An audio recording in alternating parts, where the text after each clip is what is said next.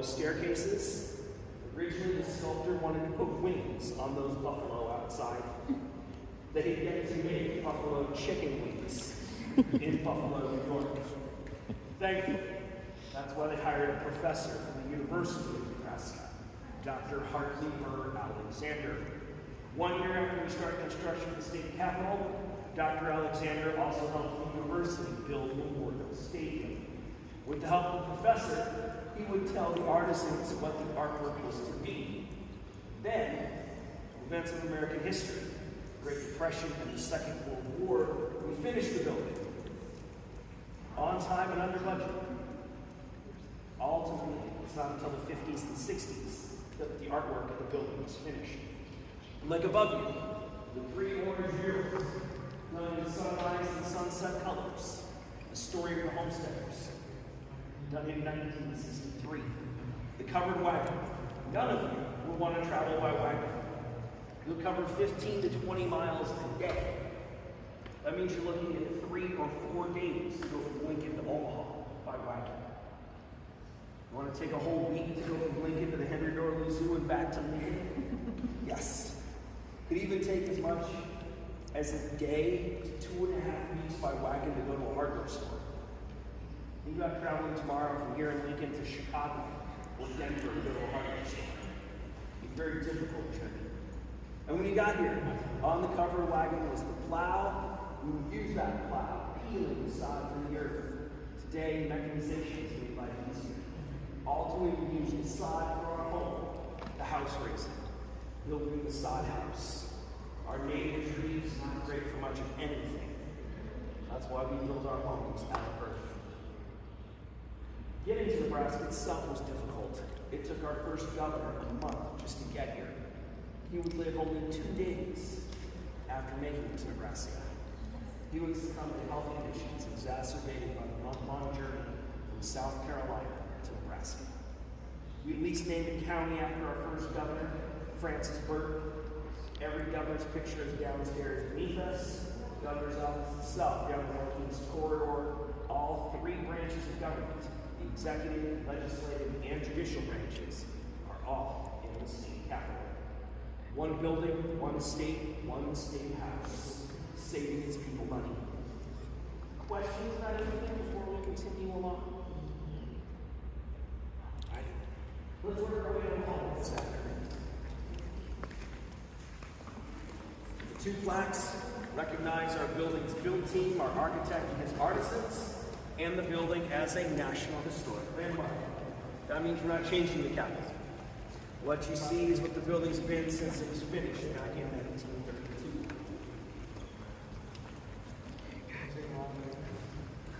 Oh gosh, yes. Every night there's people here cleaning the floors. We have on-staff masons and plumbers and carpenters and electricians. And yeah. We have now entered the Great Hall.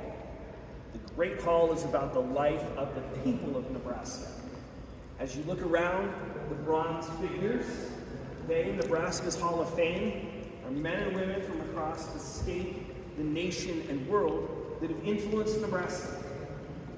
Our Hall of Fame include people like William Jennings Bryan, J. Sterling Morton, Governors Robert Furness and Dwight Griswold, U.S. Congressman George Norris, who shapes the legislature of Nebraska, to authors like Willa Cather, as well as John G. Neihart, Beth Streeter Aldrich, and Mary Sanders. Native American leaders, Standing Bear and Red Cloud. Our newest inductee is Malcolm X. The famed human rights activist was from Omaha. Yes? Well, so what's interesting is that one of the requirements to be in the Hall of Fame currently is you have to be deceased for 35 years. So, yes, we're a few years away from people like Johnny Carson and Rose Blumkin being eligible for the Hall of Fame. But actually, during this year's legislative session, the state legislature passed a bill that was to encourage the Hall of Fame Commission to induct Coach Osborne into the Hall of Fame, even though, of course, he doesn't certify the first requirement is that you have to be dead for 35 years. But, of course, it wouldn't be for his skills and prowess on the football field that he would get into the State Hall of Fame. It would be for probably his work with the teenage veteran program that he and his wife Nancy will start. But the Great Hall isn't just about famous people. Above you, the arches, life. Beneath those arches, large mosaic panels, stories of the land in Nebraska. Like, you have the family, father, mother, and children. The red and green panel beneath it is the land. It includes the Platte River. Nebraska's name comes from the waterway. It is the Native American pronunciation of the river. It means flat water. On the other side, we have education, teachers and school students. The black and white panel, one of two panels by New York's Jean Renoir. The black and white piece, The Blizzard of 1888, also called the Schoolhouse or School Children's Blizzard. It's the story of a school teacher. She's the large figure in the middle. Trailing behind her are her school children. They walk a half a mile through the storm to a barn of safety, literally seeing nothing more than a hand in front of their face. And they also are. Sadly, in the blizzard, there were kids that weren't so lucky, freezing to death from hypothermia. The storm brought us together. That's what the people of Nebraska are. We're from all over coming here to survive on the prairie. Other arches include laborers, blacksmiths making horseshoes, law with the men at the courthouse, symbols of religion at the baptismal font, and public service, patriotism, the American flag. And as we continue through the Great Hall, the multi-striped and golden piece is entitled Tree Planting, highlighting the important holiday of Arbor Day, which started here in Nebraska. And if you think about it, planting trees, hunting, those might even be considered forms of recreation. And if you look above, in the archway, there's a girl picking flowers and a basketball player. Yes, forms of recreation. Trees. I actually had a woman in my congregation in Vermont who was 110 years old and lived through the blizzard of '88. And Yes. she said there was so much snow in Syracuse, New York, they looked at the second-story windows. Yes. Well, and what's crazy is the blizzard of 1888, there were actually two different blizzards that happened 3 months apart. They were both called the blizzard of 1888. One was in New England, where yes, massive snowstorms, huge drifts in New York and Boston and all over. Where here, they got very little snow. That's crazy. At some points, it was no more than 6 And then inches. feet of snow, May 17th in Brattleboro, Vermont. Yeah. And 90 degrees the next day. Yeah. Here it went from 40 above to 40 below on January 11th and 12th of 1888. But yes, the multi-striped and golden piece tree planting. Our native trees, including the state tree, the cottonwood, not great for much of anything. That's why Arbor Day started here. Trees in the buffalo, golden. Think of the air we breathe, the fruits and nuts we consume, papers and pencils and building materials. There are many things we need for survival that come from trees. And the bison as well, hiding in the mosaic, an important resource. The buffalo, within clothing, shelter, tools, meat, and of course buffalo chips, fertilizer and fire starter.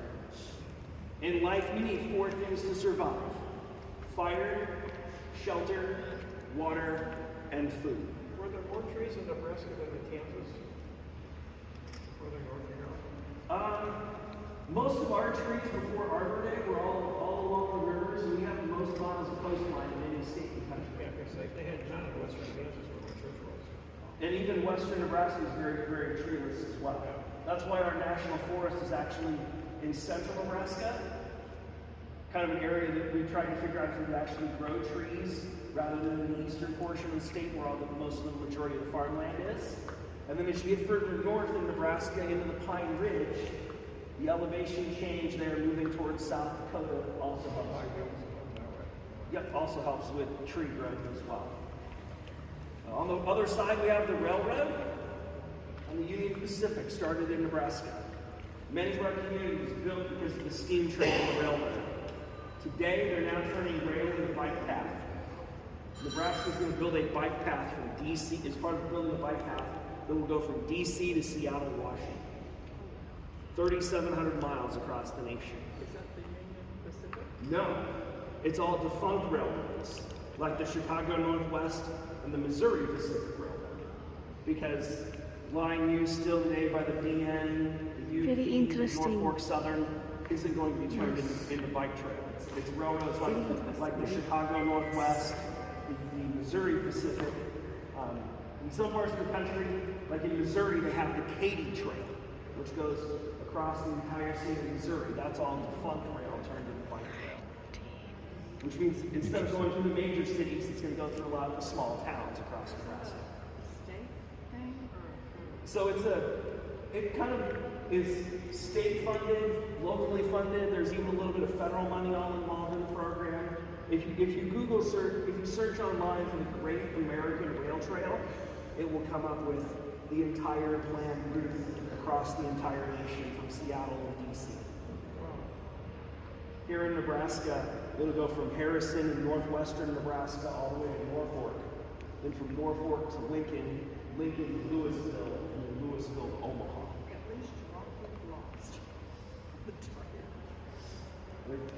Most of it in the rural areas will be crushed limestone, and the cities will be all pavement.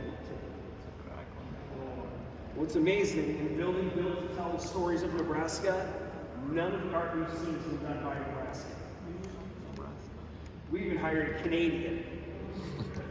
The guy that did the railroad piece, born in Britain and lived in Montreal, Francis John Miller. Thankfully, we do hire a few Nebraskans to do our artwork. The final two panels are both done by Nebraska. Originally out of Minnesota, we hired Reinhold Marxhausen. Marxhausen would be an art professor at Seward, Nebraska's Concordia University. His two panels, above to your left, is our capital. The upper left corner is the building we're in right now. The big white circle is its tower. The two dark blue squares is where the legislative chambers are. And the four green spaces, those are outdoor gardens. Inside of the walls of the Capitol are four gardens, which means nearly every office in the building has a window in it. One of the few that doesn't is the tour guides. Our office was never planned to be an office. Beneath is the old Capitol building. Most capitals kind of look like DC, a dome and a base, not a giant tower. In the nation, there are four tower-like capitals. Those are at Bismarck, Baton Rouge, Tallahassee, and Lincoln. The tallest one is built after Lincoln's. That is in Baton Rouge, Louisiana, 60 feet taller than ours. The governor there even hired our sculptor to design the sculpture work on his building. On the other side, also by Marxhausen, are resources of Nebraska. Things like agriculture and water. The longest river in the nation is not the mighty Mississippi. It's the Missouri River. Biggest body of water inside of the nation, covering the most land, is underground us here in Nebraska, the Ogallala Aquifer. It goes from South Dakota to Texas. Our fossils depicted above. Again, our capital. By law, no building will ever block the Capitol in Lincoln. A year from now, if you come back to the building, construction should be finished, which will open everything above the third floor. Above that third floor is office space in the tower. Above the office space is a 14th floor balcony and memorial chamber. The outdoor balconies on the 14th floor allow you to see for miles, because by law, no building will ever block the Capitol here in Lincoln. One of my favorite things to do is actually to go to Pioneers Park. At the park, there is a buffalo statue on the east side of the park. You can stand at the statue of the buffalo and look across the city and see the Capitol. There's also symbols of our government and our military above. The military has had a huge influence on Nebraska, from Hall of Famers like Pershing and Cody and Governor Furness, to Lincoln's Airport, to Offutt Air Force Base in Bellevue, Nebraska. Questions about anything before we continue along? I always get a kick out of this last floor mosaic, because why would you put a chimpanzee in Nebraska's state capital? If you think about it, the three animals are an omnivore, carnivore, and an herbivore. All the different kinds of animals, representing all of the people. Also a subtle way to highlight the old world and the new. And when you think of government is blending the old and the new together.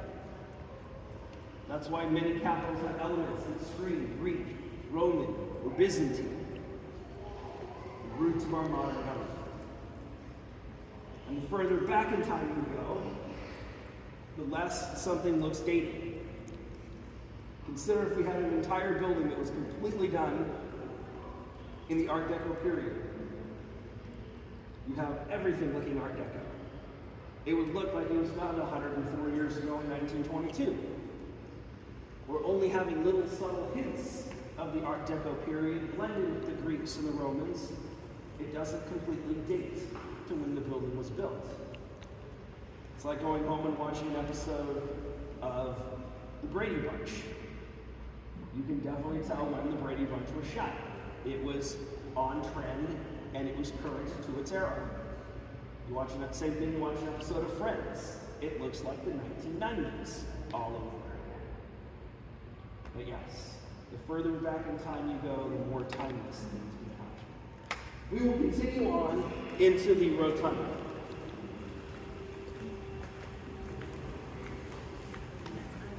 Again, more of a Hall of Fame down the western corridor as well.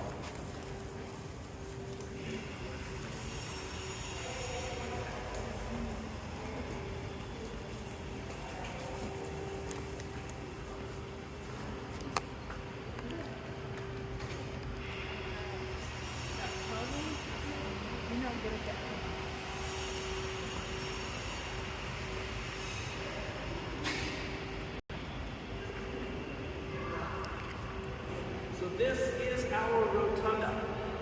Our capital is what they call a cross within a square construction. The long vertical corridor, the vertical arm of the cross. The horizontal arm, the two legislative chambers. The exterior square is office space.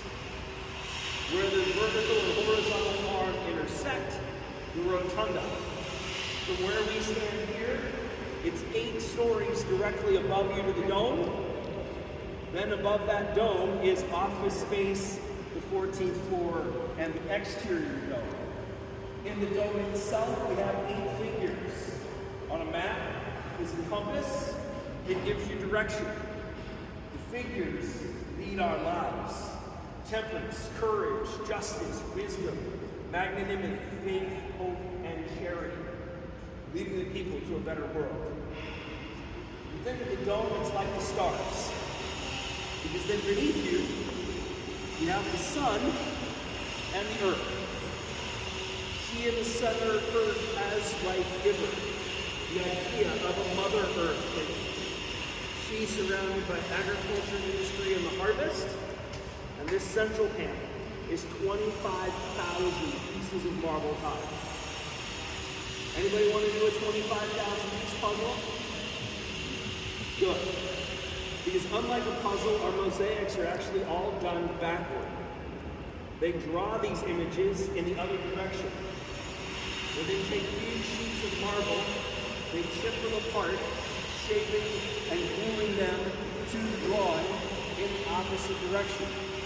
They then get rolled up and put on the train car and shipped here to the capital.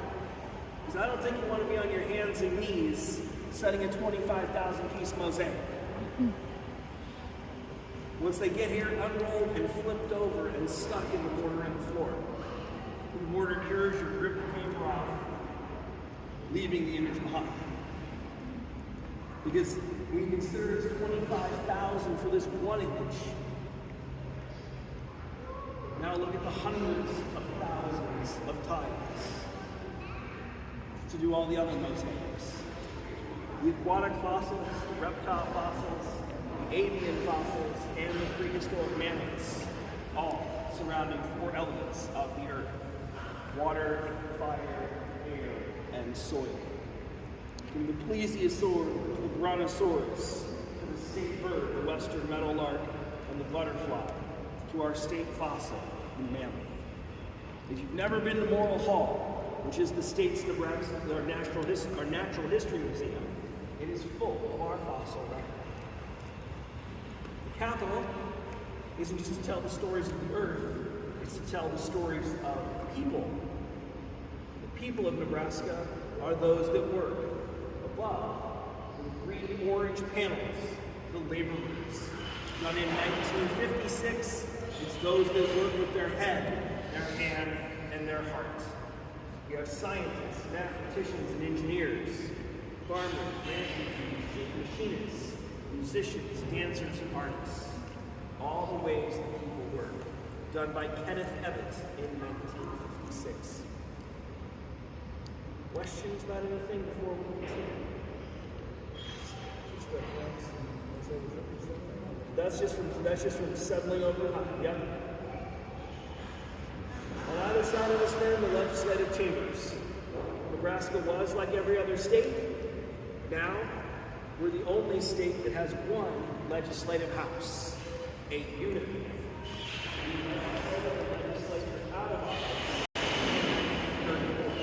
We'll go see where our current one-house legislature meets today.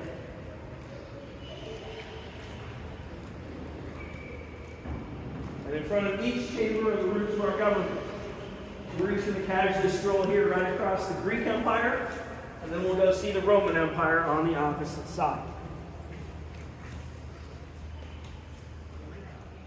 Step inside here, there is plenty of space.